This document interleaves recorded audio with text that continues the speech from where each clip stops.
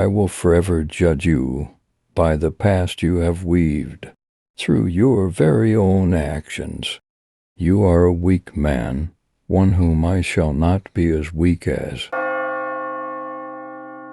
Those were the last words I muttered before I took out his eyes, and then surgically operated pieces of his brain from the sockets where the eyes had once sojourned. Why I did this, it was to fulfill an urge I had, the urge to see the inner workings of that behind the eyes, his eyes in particular. I was a wanted man by the authorities of human justice. I was a wanted man, sought out so to come and repent, as well as face the music of mankind's justice. This victim, he had, like the many others in my long line of victims, a background story to die for. I was young, in high school, and in amongst peers. I was an outcast, as everybody treated me like a nobody worth any kind of respect. They called me names that I still can't shake off, the psychological burden that pressed onto me by each of the 1,015 times tormenting calls from hell's future inhabitants that I endured for 5 years. They hurt me so effortlessly. They lived a daily normalcy where to them I was inferior.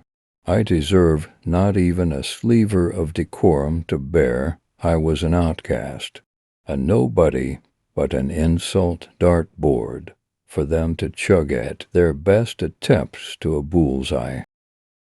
My victim today, he was amongst the most insufferable of all those miscreants that I was cursed to spend hours with within those walls for every waking school week's day. Over that haunting to this day period of 5 years, the stand-by lot watching, laughing, and sometimes, if it is entertaining enough and lengthy enough, record for the internet to see. He was of that pile, the ones whom were just vile, and never to miss the guillotine to hell when the day of judgment cometh. Thus comes the urge I developed, to see the inner workings of that behind their eyes, my victim's eyes in particular.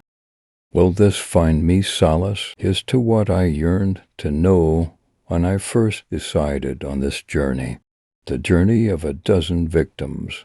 Revenge is a form of solace.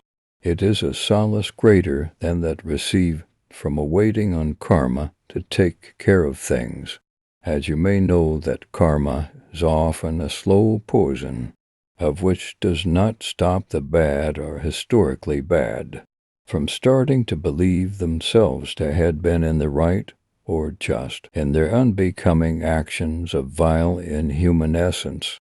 One say, an eye for an eye leaves us both in a fair state.